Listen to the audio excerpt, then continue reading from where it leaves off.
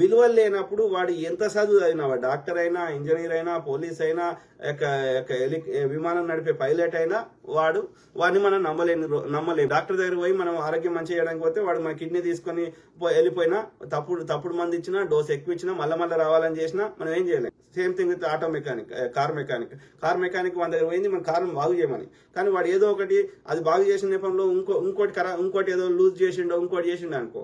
అంటే ఏం చెప్తున్నా, మనకి ఎంత మంచి విద్య ఉన్నా సరే వాని బుద్ధి వంకర ఉందనుకో మనం ఏం చేయలేం. కాబట్టి అందుకే ఏమంటున్నా, చిన్నప్పటి నుంచి విలువలతోటి పెంచడం అవసరము. ఎందుకంటే ఏంటంటే పెద్ద మనుషులు ఉండేవారు, వాళ్ళు ఇవన్నీ నేర్పించేవారు, ఈ యొక్క నీతి సూక్తులు, సుమతి శతకాలు, ఇంకో శతకాలు. ఇప్పుడు ఎవరు ఆ ఉమ్మడి కుటుంబాల కాన్సెప్టే పోయింది. కాబట్టి ఈ స్కూల్ కరికులంలోనే యొక్క ఏమంటే మోరల్స్, ఎథిక్స్, వాల్యూస్, ఈ యొక్క రాజ్యాంగం గురించి అవగాహన, ఇట్లాంటి 2-3 ఒక డిఫరెంట్ సబ్జెక్ట్. ఒకటి కాన్స్టిట్యూషన్ ఆఫ్ ఇండియా గురించి, ఓకే. రెండోది ఎథిక్స్, మోరల్స్ ఇవి గురించి, అంటే లీగల్ ప్రొసీజర్, అంటే చట్టాల గురించి పూర్తి అవగాహన. ఎట్ ద సేమ్ టైం ఇది తప్పు, ఇది రైట్ అనేది. అట్లనే మోరల్స్ అండ్ ఎథిక్స్, అంటే కొన్ని చట్ట ప్రకారం నేరం కాకపోవచ్చు, కానీ కొన్ని విలువలు అనేవి ఉంటాయి. ఓకే, ఇప్పుడు అబద్ధం చెప్పడం అనేది చట్ట ప్రకారం నేరం కాకపోవచ్చు, we can not punish them, but అది తప్పు. ఓకే, పక్కోడి సొమ్ముని ఆశించడం తప్పు. మనకు డబ్బులు కావాలంటే వాళ్ళని అడుక్కోవచ్చు, తప్పు కాదు. బెగ్గింగ్ చేసుకోవచ్చు, లేకపోతే రిక్వెస్ట్ చేసుకోవచ్చు. కానీ వాడు చూడనప్పుడు వాడిని మోసం చేసి తప్పుడు మాటలు చెప్పి లేకపోతే వాడు చూడనప్పుడు లాక్కోవడం తప్పు. వాడి పర్మిషన్ తీసుకొని అడుక్కుంటే తప్పేం కాదు. కాబట్టి ఏది లీగల్, ఏది ఎథిక్స్, ఏది మోరల్స్, ఈ విలువలతో బతికితే ఎట్లుంటది, విలువలతో బతకకపోతే ఏముంటది, తాగి నడిపితే ఏమవుతుంది, తాగి నడపకపోతే ఏమవుతుంది, ఇట్లాంటివన్నీ చట్టానికి సంబంధించింది ఒక సబ్జెక్టు. ఓకే, ఇప్పుడు మ్యాథ్స్, సైన్స్, సోషల్ స్టడీస్ ఇవన్నీ ఉన్నట్టు ఇంకోటి కాన్స్టిట్యూషన్ ఆఫ్ ఇండియా లేకపోతే లాస్ ఆఫ్ ఇండియా అనేది ఒక బుక్ రావాలి. ఓకే, రెండోది ఈ యొక్క మోరల్స్ అండ్ ఎథిక్స్, విలువలతో బతకడం ఎలా, విలువలతోటి ఎందుకు బతకాలి, ఇట్లాంటిది ఇంకో బుక్ రావాలి, ఎథిక్స్ అండ్ మోరల్స్ అనే బుక్. ఈ 2 చిన్నప్పటి నుంచి అది కంటిన్యూస్ గా ఉండాలి.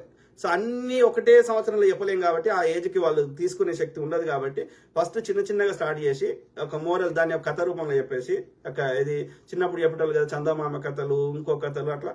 సో లేకపోతే అది ఇంకోటి, నాకు అన్ని పేర్లు గుర్తుకొస్తలేవు. సో అట్లా ఆ కథల రూపంలో చెప్పి కొంచెం పెద్దగా అయినాక దాన్ని పాఠం రూపంలో చేస్తే, సో అది మొత్తం ఉండాలి, కేజీ టు పీజీ దాకా ఉండాలి ఈ కోర్సులు, ఈ 2 కోర్సులు. అప్పుడు ఏమైతుందంటే కంటిన్యూస్ గా మనం రిపీట్ చేస్తాం కాబట్టి వాళ్ళ సబ్ కాన్షియస్ మైండ్ లెవెల్లో రిజిస్టర్ అవుతుంది. కాబట్టి ఇది తప్పు, ఇది రైట్ అన్న ఒక ఫీలింగ్ ఉంటది. కాబట్టి అదే విలువలతో బతుకుతారు ఎక్కడికి పోయినా సరే, అదే పోలీస్ అయినా, డాక్టర్ అయినా, ఇంకోటైనా. లేకపోతే నువ్వు ఎంత మంచిగా కింద నుంచి పై స్థాయికి ఈ కరప్టెడ్ మైండ్ ఉన్నాక మనం ఎవరిని కంట్రోల్ చేస్తాం, ఎవరిని శిక్షించాలనో వాడే తీసుకుని. ఇప్పుడు యాంటీ కరప్షన్ బ్యూరో అని పెట్టి ఏసీబీ అధికారులే లంచం తీసుకున్నాక ఇక what is the use of that department?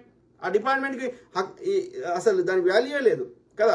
ప్రజల కోసమే సేవ చేయడానికి పుట్టినాము, మాకు ఓటేయండి, మీకు ఇది చేస్తాము, వానికంటే ఇది చేస్తాం అన్న వాళ్ళు వచ్చేసి ఒక్కసారి అధికారాన్ని వాళ్ళని మొత్తం దోసుకున్నాక what is the use of that concept? ఆ పెట్టిన వ్యవస్థకి అర్థమే లేకుండా పోతుంది కదా. మనం ఏదైనా గొడవ చేస్తే, ధర్నా చేస్తే టెంపరీగా దాన్ని ఏదో ఫిక్స్ చేసినట్టు మనం కామ్ చేస్తారు. తర్వాత మళ్ళీ సేమ్ స్టోరీ, పోనీ వీడు దిగిపోయినాక ఇంకో అధికారం వచ్చిన ఇంకో same story. So the only fix for long term, సమస్యకి శాశ్వత పరిష్కారం ఏంటంటే చిన్నప్పటి నుంచి విలువలతో పెంచడం నేర్పాలి. అదొక్కటే మార్గం.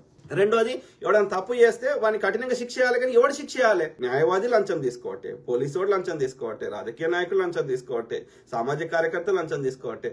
Everybody is sold out from top to bottom. ఇంకా ఎవడు శిక్ష చేయాలి?